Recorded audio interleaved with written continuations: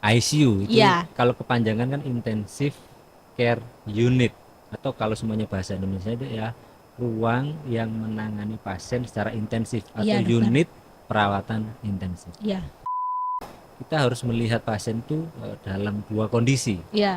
Pertama, gagal nafasnya itu, yang kedua ialah penyebab gagal Penyebab. nafasnya. Jadi pertama yang harus kita terapi gagal nafasnya dulu nih. Dengan apa? Dengan alat bantu nafas. Selain kita merawat kondisi kesehatan fisiknya, maka dalam merawat pasien kritis kita juga harus memperhatikan kondisi psikologisnya. Membisikkan bahwasanya keluarga itu mensupport, itu ternyata menghasilkan outcome yang bagus buat pasien. Tapi jangan sering-sering begitu Mbak Eka. Sering-sering.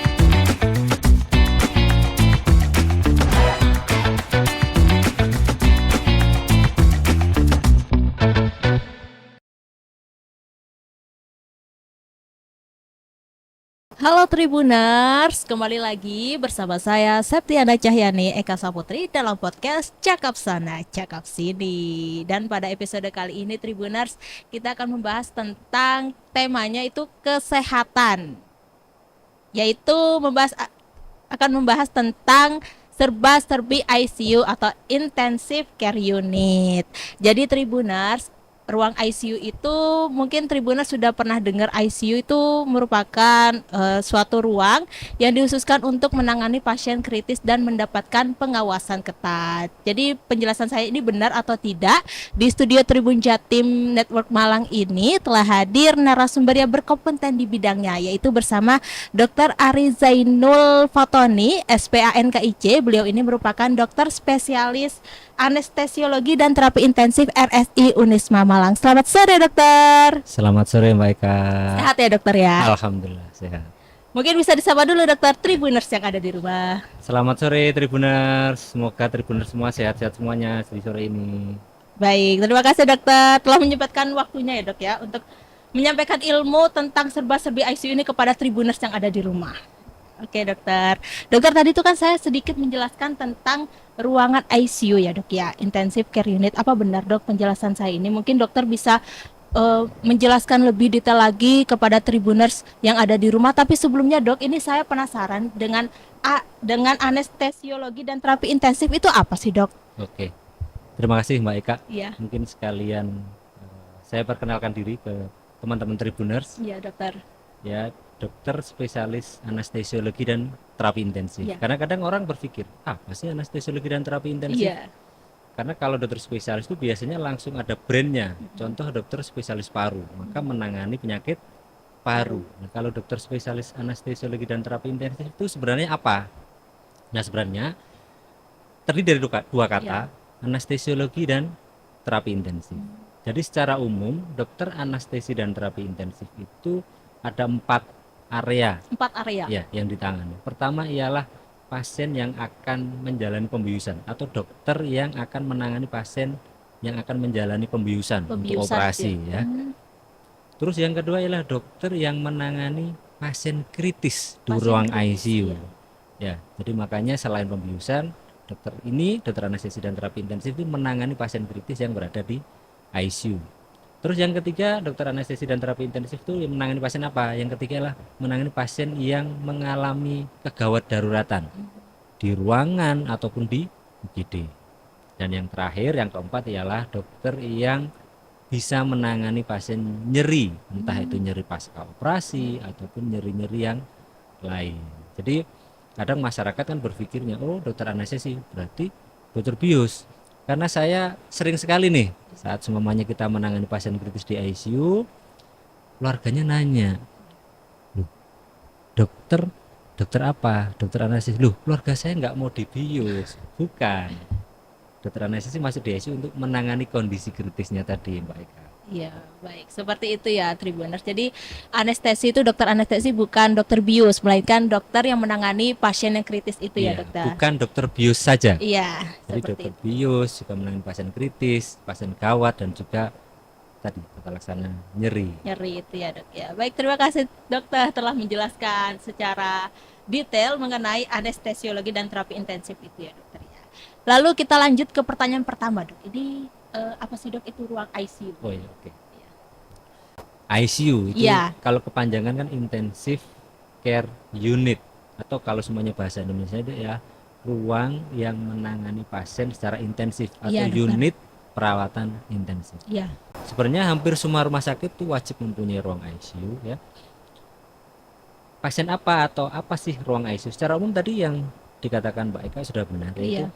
ruangan yang dikhususkan untuk merawat pasien yang dalam kondisi kritis atau akan menuju dalam kondisi kritis. Menuju kondisi kritis. Menuju kondisi kritis. Biasanya ruang ICU itu kekhususannya ialah karena di ruang ICU itu ada nama alat yang biasa kita sebut ventilator atau alat bantu nafas. Alat bantu nafas. Iya, Itu yang cara- mungkin Iya. mungkin di zaman COVID dulu itu Iya. kan banyak sekali pasien butuh alat bantu nafas. Benar. Nah, itulah alat yang khusus sekali spesifik hanya ada di ICU. ICU itu Iya. khusus ya, Khusus ventilator. ventilator. Terus cara kerjanya itu seperti apa dok ventilator itu?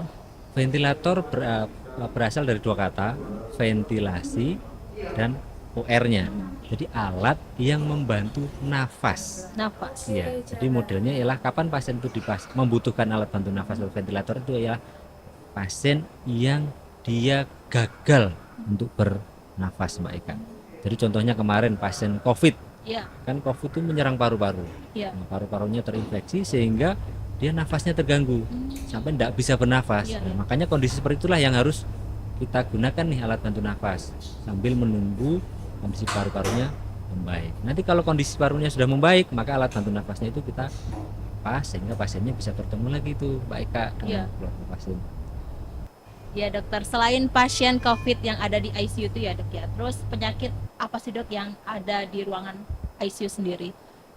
Sebenarnya cukup banyak karena per definisi sebenarnya yang dinamakan pasien kritis itu ialah pasien yang mempunyai gagal fungsi organ lebih dari satu. Jadi contohnya pasien dengan infeksi paru-paru tapi juga gagal bernafas, itu juga kondisi kritis. Atau pasien yang dia sakit jantung, Sakit jantung. jantungnya tambah parah sehingga tidak kuat bernafas, Iya. maka jatuh juga dalam kondisi kritis. Tapi secara umum pasien-pasien yang jatuh dalam kondisi gagal nafas itu biasanya penyebabnya ada dua hal. Pertama, kondisi medis. Kondisi medis itu paling sering ialah pertama infeksi paru-paru, Infeksi paru-paru. yang kedua gagal jantung ataupun serangan stroke. Serangan stroke. Ya, serangan stroke yang dia menjadi gagal nafas karena kadang fungsi bernafas itu yang mengontrol ialah otak kita. Jadi kalau ada serangan stroke bisa jadi nafasnya akan terganggu. Yang kedua Ya. ialah pasien dengan kondisi pembedahan ataupun trauma. Jadi semuanya kecelakaan, nanti ada perdarahan otak, ada perdarahan di paru-paru, ya itu bisa jadi nanti kondisinya akan harus kita observasi dulu tuh di ICU. Harapannya apa? Harapannya kalaupun jatuh dalam kondisi gagal nafas bisa dapat terapi yang lebih baik. Terapi yang lebih baik. Terapinya itu seperti apa dok? Biasanya. Untuk pasien gagal nafas Iya. yang di ICU, sebenarnya kalau kita merawat pasien di ICU itu kita harus melihat pasien itu dalam dua kondisi. Iya. Pertama, gagal nafasnya itu. Yang kedua ialah penyebab gagal nafasnya. Jadi pertama yang harus kita terapi gagal nafasnya dulu nih. Dengan apa? Dengan alat bantu nafas. Tetapi karena penyebab gagal nafasnya ini dikarenakan penyebab penyakit awalnya, maka terapi yang kedua ialah penyebabnya ini juga ditangani. Contohnya gini, ada pasien terinfeksi paru-paru. Iya. Karena infeksinya tambah berat, kondisinya tambah menurun, nafasnya terganggu, sehingga perlu alat bantu nafas. Maka kita pasang itu alat bantu nafas Iya. untuk membantu oksigenasinya. Kalau nggak dibantu oksigenasinya nanti malah bisa meninggal karena kekurangan oksigen. Iya.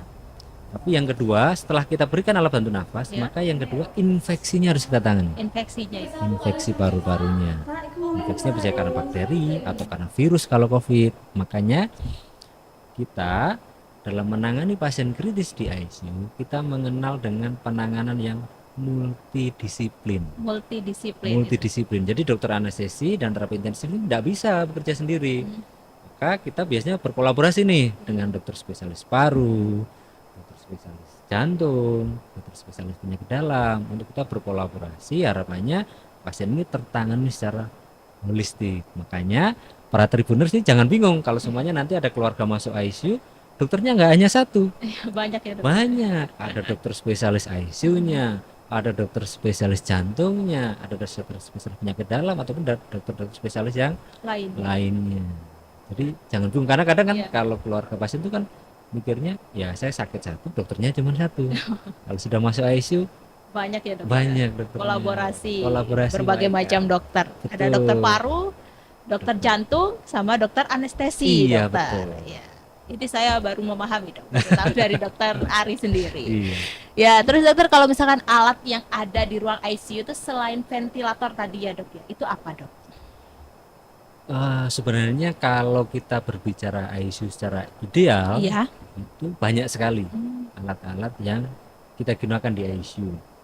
Tapi secara umum Iya. ialah karena pasien di ICU itu kondisinya kritis Ya. dan fungsi organnya banyak terganggu, secara prinsip ialah alat yang wajib di sana ada ialah alat yang bisa menopang Hmm, fungsi organ yang terganggu itu. Iya ya. Jadi kalau ideal yang pertama tentunya ada alat bantu nafas atau ventilator. Tapi kalau semuanya ICU-nya itu sudah berkembang bagus, bisa jadi di ICU ada alat cuci darah. Cuci darah buat Alat. gagal ginjal. Iya, ada alat yang untuk menggantikan fungsi paru-paru. Kalau zamannya COVID itu ada namanya ECMO, dan juga ada alat-alat yang lain. Tapi di area Malang ini paling banyak kalau kita berbicara ICU ya, itu paling banyak alat-alatnya tadi yang pertama tentunya ventilator. Alat bantu Ventilator itu nafas. berarti alat utama yang ada di ICU. Ya betul. Yang kedua ialah alat yang untuk mengobservasi apakah fungsi organnya ini masih berfungsi dengan baik atau tidak. Itu yang namanya monitor. Monitor. Ya, nanti di monitor itu ada saturasi oksigen, ada tensi, ada nadi, dan fungsi-fungsi vital yang lain. Terus yang ketiga, karena pasien dalam kondisi kritis, maka semua obat dan cairan dan juga makanan itu harus presisi. Maka nanti kalau di ICU itu pasien pasti banyak terpasang kabel-kabel, dan juga infusnya itu nyala-nyala semua. Itu namanya infus pump dan syring pump, yang benar-benar untuk memastikan berapa cc sih kebutuhan cairan pada pasien kritis ini. Jadi per tetesnya, persisinya itu sangat dihitung presisi. Dan juga tentu yang terakhir adalah obat-obatan Obat-obatan. ya, yang digunakan untuk mensupport fungsi jantung, fungsi paru-paru, dan juga fungsi-fungsi organ yang lainnya. Jadi secara umum itu Mbak Kalia. Pokoknya kalau di ICU itu pasti pasiennya terpasang banyak sekali. Banyak sekali. ya. Monitor, alat bantu nafas, infus pump, syring pump, dan sebagainya. Jadi kalau misalkan pasien yang di ICU itu kalau untuk memberikan gizi atau nutrisi atau makan itu lewat selang itu atau gimana dok? Iya betul. Kan kita normalnya ialah kalau kita pengen makan Iya. atau pengen gizi kan kita ngunyah nih lewat Iya. mulut terus masuk ke dalam perut. Nah, karena pasien kritis itu kadang tidak sadar, Iya. disuruh ngunyah sendiri kan tidak bisa tentunya. Maka kita biasanya pasang selang hidung, Mbak Eka. Selang hidup. Selang hidung, nanti makannya kita berikan susu tuh lewat selang hidungnya. Berarti susu aja dok, nggak Susu boleh yang dulu. lain. Oh susu dulu. Karena kalau yang lain itu nanti kan harus dikunyah dulu. Jadi kalaupun tidak susu ya ini makanan yang sudah di blender dalam bentuk cair. Oh iya iya iya di blender. Itu kalau bisa lewat selang sehingga nutrisinya masuk lewat perut. Iya.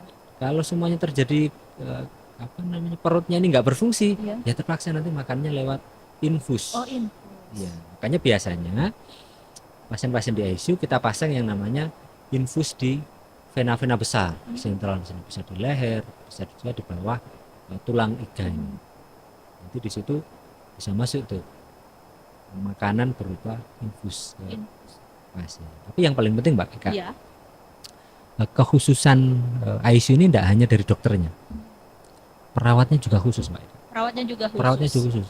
Bayangkan pasien kritis bisa mandi sendiri nggak? Nggak bisa. Nggak bisa. Iya. Bisa keramas sendiri nggak? Nggak bisa. Nggak bisa. Makanya yang dinamakan ruang ICU ialah care-nya. Care-nya ini diwakili oleh teman-teman perawat yang selalu mendampingi pasien. Jadi pasiennya dimandikan oleh teman-teman perawat. Kalau keramas dikeramasi. kalau apa namanya tanda-tanda vitalnya selalu dipantau dengan ketat. Makanya peran teman-teman perawat juga sangat besar di ruang ICU ini. Makanya ada perawat khusus juga, perawat yang memang dia khusus ICU. ICU. Berarti nggak boleh keluarga gitu ya dok ya untuk yang merawat pasiennya nggak boleh Untuk yang di ruang ICU, secara umum yang melakukan observasi dan juga melakukan perawatan total care ya perawat. Perawat.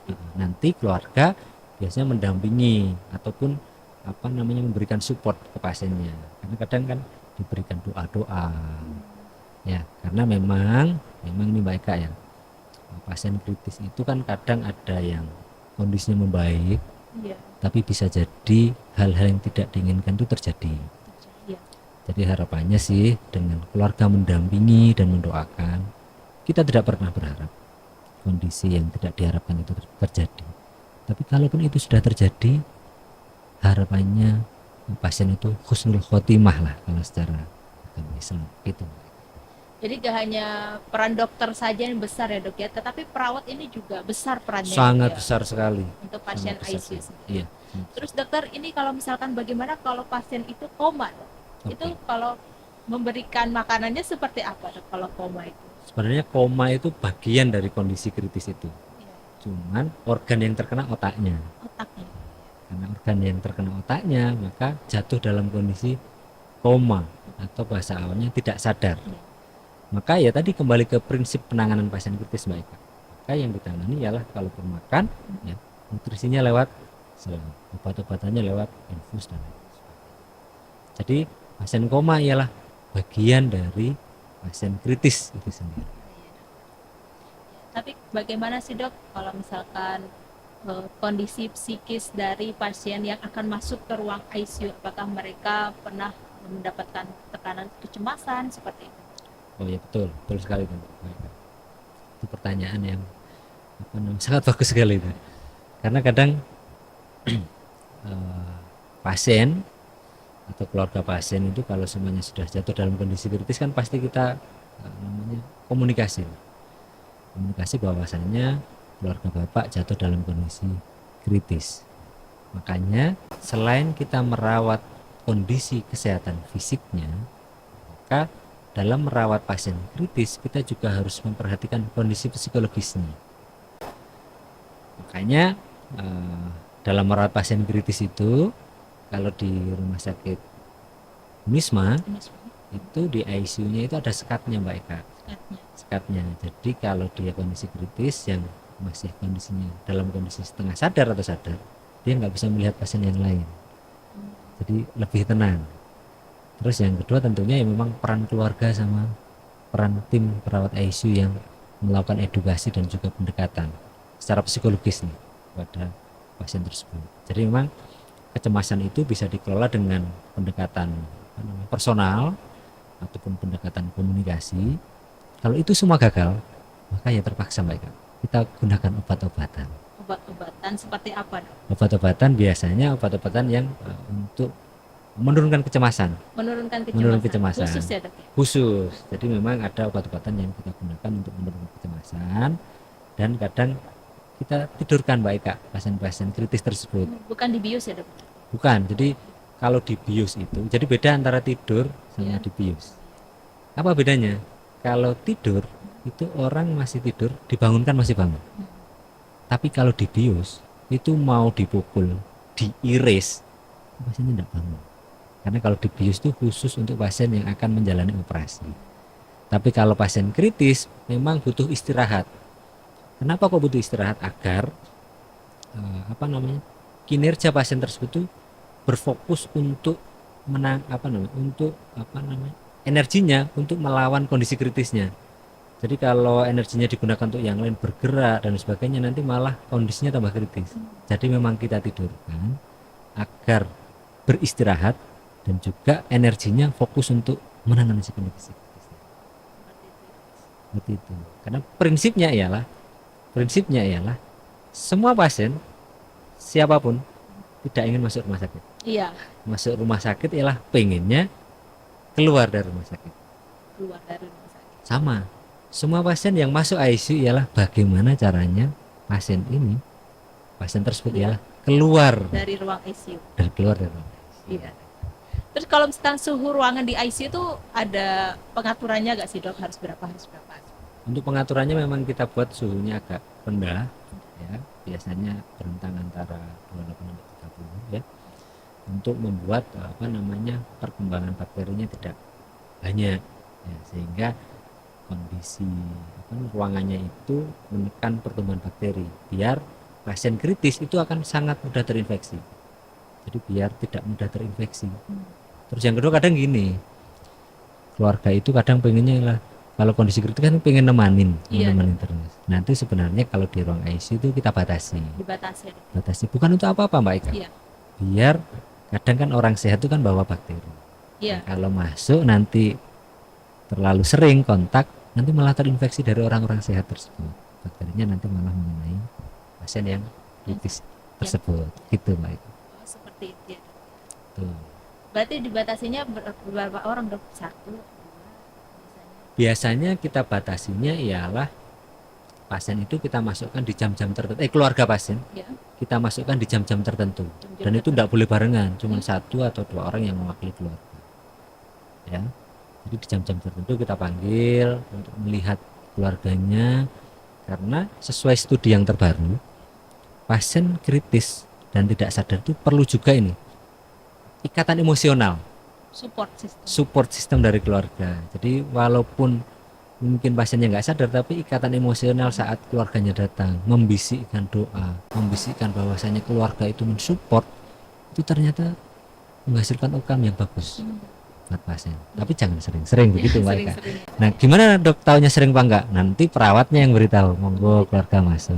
Jadi tolong kalau keluarga menunggu pasien di ICU sabar aja, nanti pasti ada waktunya dipanggil oleh tim ICU. Seperti itu ya.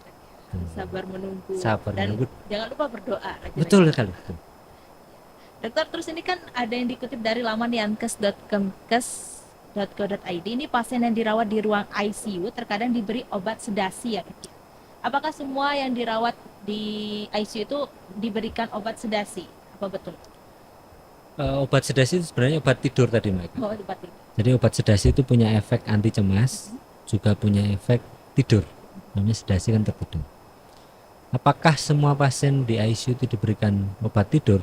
Tentunya tidak. Tidak ya. Jadi kalau dia sudah bisa tidur sendiri tanpa obat, tadi dengan ditemani, mungkin dengan pendekatan komunikasi, sudah bisa menerima dan bisa istirahat dengan baik di ICU, tidak perlu Mbak Eka. Tidak perlu ya. Tidak perlu. Tapi kalau kondisinya tambah kritis dan memakai alat bantu nafas, itu biasanya yang perlu kita tidurkan. Karena kalau enggak tadi nanti aktivitasnya yang lain, kakinya gerak-gerak, tangannya gerak-gerak, padahal fokusnya harusnya ke fungsi nafasnya. Fungsi nafasnya dapat terganggu ya. Dapat terganggu. Oke, baik dokter. Terima kasih dokter atas waktu dan kesempatannya. Sama-sama Mbak Eka. Ini sudah habis ya dok ya, berbagai macam pertanyaan yang telah ditanyakan kepada dokter Ari Zainul Fatoni. Oke dokter, terima kasih ya dokter ya. Sama-sama Mbak Eka, semoga penjelasan kita kali ini mungkin memberikan manfaat ke Tribuners, sehingga kalaupun kita tidak pernah berharap keluarga kita jatuh dalam kondisi kritis, tapi kalaupun ada keluarga kita atau tetangga kita sakit kritis, artinya kita sudah mulai paham bahwasanya ada ruang ICU itu, dan yang paling penting tadi Mbak Eka, doa ya dok. Karena kita ini hanya bisa berusaha aja, jadi doa yang paling penting. Makanya saya yang paling sering tuh ngomong ke keluarga itu, tim dokter tidak bisa memberikan kesembuhan, kita hanya bisa mengobati dan mohon keluarga berdoa, harapannya pasien yang kita rawat di ICU ini dapat sembuh, bertemu dengan keluarga. Gitu. Baik, terima kasih dokter atas waktu dan kesempatannya telah hadir di studio Tribun Jatim Network malam ini. Oke dokter. Oke Tribuners, sampai di sini dulu perjumpaan saya kali ini. Tadi kita sudah membahas perbincangan yaitu serba-serbi ICU, banyak ilmu yang disampaikan yang didapat dari Dr. Ari Zainul Fatoni ini. Jadi kesimpulannya jangan berhenti berdoa ya dok ya. Iya. Dan juga di ruang ICU itu ada yang namanya ventilator yaitu alat bantu nafas. Tuh, dan jangan lupa kalau kondisi kritis ingat dokter spesialis anestesi dan terapi intensif, yaitu Dr. Ari Zainul Fatoni tentunya.